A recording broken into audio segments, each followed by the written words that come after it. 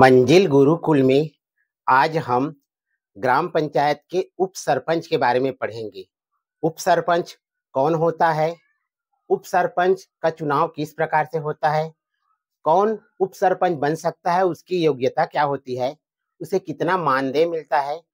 उसकी पंचायत में भूमिका क्या होती है और वह किसका सभापति होता है? साथ ही साथ उप सरपंच को जो है किस प्रकार से निलंबित किया जा सकता है या फिर उसे वापस बुलाया जा सकता है, जिसे रिकॉल कहते हैं।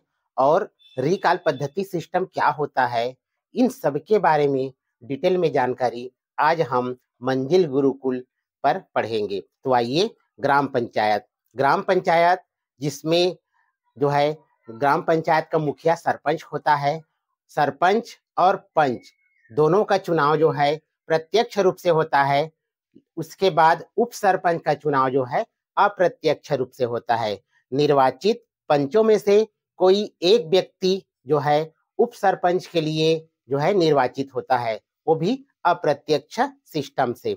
अगर पंचों के बीच में जो है दोनों की बराबरी हो जाती है, यानी कि उप सरपंच में जो व्यक्ति खड़ा रहता है उसकी बराबरी वोट मिलता है, दोनों को बराबरी वोट मिलता है, तो विहित पदाधिकारी के द्वारा जो है लॉटरी सिस्टम के द्वारा, लाट पद्धति के द्वारा फिर उप सरपंच का चुनाव किया जाता है। तो आइए हम इसके बारे में डिटेल में जानकारी प्राप्त करते हैं। यह सभी ग्रामवासियों को, ग्राम पंचायत के सभी सदस्यों को जानना चाहिए कि इसकी भूमिका क्या होती है। उप सरपंच के बारे में जानने से पहले हम लोग पंच के बारे में जरूर जानते हैं, क्योंकि पंच में से कोई एक जो है उप सरपंच बनता है। तो पंच ग्राम पंचायत में न्यूनतम 10 और अधिकतम 20 वार्ड होते हैं। प्रत्येक वार्ड में से एक पंच का चुनाव प्रत्यक्ष रूप से किया जाता है, जिसमें उस वार्ड के मतदाता जो है भाग लेते हैं। पंच चुनाव के लिए जो योग्यता है वो है कि वह जो है ग्राम पंचायत का सदस्य होना चाहिए, मतलब मतदाता सूची में उसका नाम होना चाहिए। साथ ही साथ जो है उसके पास कोई जमीन हो या ना हो ये जरूरी नहीं है।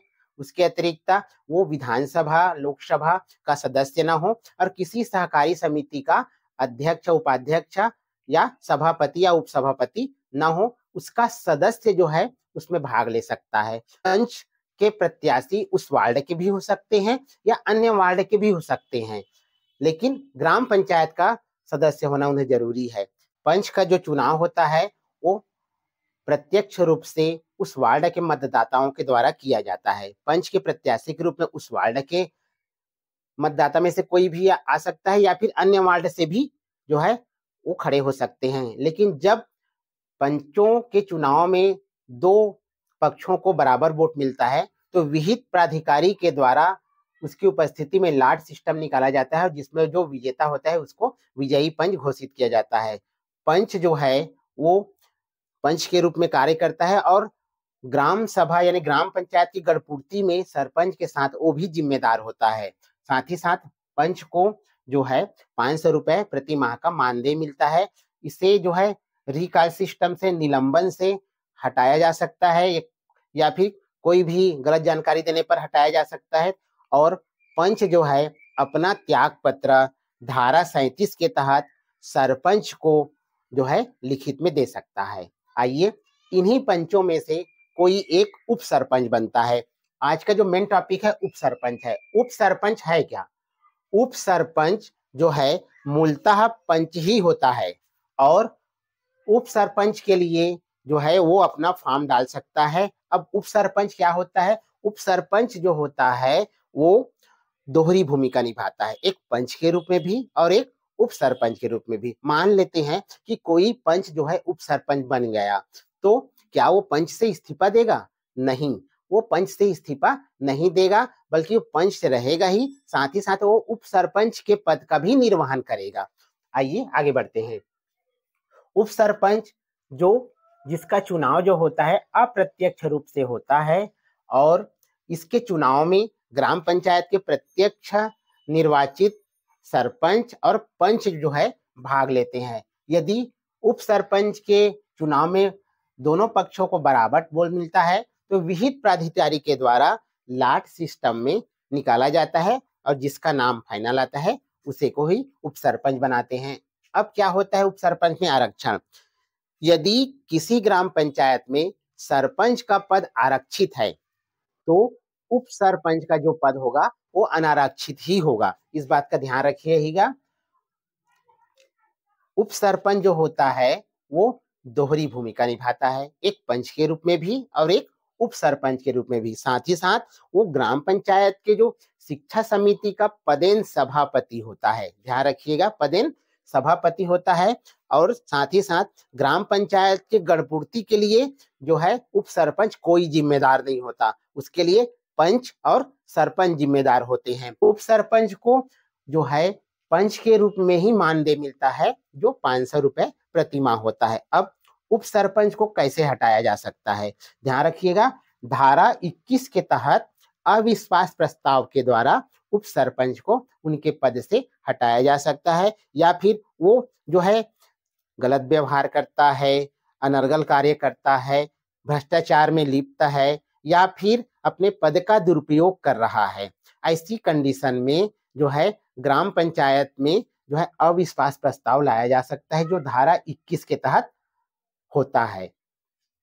प्रत्यावर्तन या रिकॉल, ये बहुत ही बढ़िया नियम है। यदि आपका प्रत्याशी सही ढंग से काम नहीं कर रहा है तो यदि आधे से अधिक जो है लोगों की सहमति है तो उसे हम वापस बुला सकते हैं। तो इसके लिए क्या होगा, उप सरपंच को उप सरपंच के रूप में रिकॉल नहीं किया जा सकता, बल्कि उसे पंच के रूप में रिकॉल या प्रत्यावर्तन करके बुलाया जाता है। यह धारा 21 क के तहत किया जाता है। इसमें क्या होता है, जो रिकॉल है वो संबंधित वार्ड का गठन करने वाली जो ग्राम सभा के सदस्यों की कुल सदस्यों की आधी से अधिक, यानी कि जिस वार्ड का वो पंच बना हुआ है उस वार्ड के आधे से अधिक व्यक्तियों के द्वारा गुप्त मतदान पद्धति से, ध्यान रखिएगा, गुप्त मतदान पद्धति से उप सरपंच को जो है उनके पद से वापस बुलाया जा सकता है। अर्थात पंच के रूप में, यानी कि पंच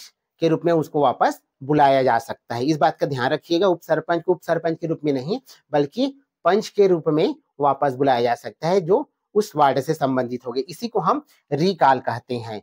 साथ ही साथ उप सरपंच को निलंबन, यानी उसे गलत कार्यों में जो है संलिप्त पाए जाने पर धारा 39 के तहत अनुविभागीय अधिकारी राजस्व उसे निलंबित कर सकता है, या फिर वो ऐसे कोई कार्य करता है जिसके कारण वो उस पद पर बने लायक नहीं है तो भी अनुविभागीय अधिकारी राजस्व जो है उप सरपंच को निलंबित यानी बर्खास्त कर सकता है, पद से हटा सकता है। साथ ही साथ स्वयं में भी वो त्याग पत्र दे सकता है। यदि उप सरपंच को लगता है कि मैं इस पद पर बने लायक नहीं हूं, या फिर मेरे द्वारा जो है यह कार्य सही ढंग से नहीं किया जा रहा है जिस पद के लिए मुझे जो है ग्राम पंचायत ने चुना है, तो वो अपना त्याग पत्र भी दे सकता है। अब इस त्याग पत्र किसे देता है ये ध्यान रखिएगा। त्याग पत्र देता है उप सरपंच जो है उप संचालक पंचायत को या फिर जिला संयुक्त संचालक को लिखित में सूचना देकर, और 21 धारा के अंतर्गत धारा 37 के अंतर्गत वो अपना त्याग पत्र देता है। साथ ही साथ यदि उप सरपंच अपने पद पर रहते हुए सांसद बन जाता है, विधायक बन जाता है, किसी सहकारी समिति का अध्यक्ष या उपाध्यक्ष बन जाता है, तो उस कंडीशन में भी जो है उप सरपंच को अपना त्याग पत्र देना पड़ता है। साथ ही साथ कह सकते हैं कि उप सरपंच का जो पद होता है वो बहुत ही महत्वपूर्ण पद होता है, और जो है ग्राम पंचायतों के संचालन के लिए भी जो है उसका पद का विशेष महत्व है। खासकर ग्राम पंचायत में शिक्षा समिति का जो सभापति होता है वो उसके लिए बहुत ही जिम्मेदार वाला पद है। तो उप सरपंच की भूमिका दोहरी होती है, लेकिन ध्यान रखिएगा उसे पंच के रूप में ही मानदेय मिलता है और उसे रिकॉल भी पंच के रूप में ही किया जाता है। तो इस प्रकार से आज मैंने मंजिल गुरुकुल ने जो है पंचायती राज व्यवस्था अधिनियम जो छत्तीसगढ़ का है उसके उप सरपंच टॉपिक पर और साथ ही साथ पंच के टॉपिक पर जो है वीडियो बनाया है। इसे अधिक से अधिक लोगों तक शेयर करें और पंचायती राज व्यवस्था के एक एक पॉइंट को, एक एक टॉपिक को जानने के लिए, परीक्षा की तैयारी करने के लिए जो है मंजिल गुरुकुल को सब्सक्राइब करें।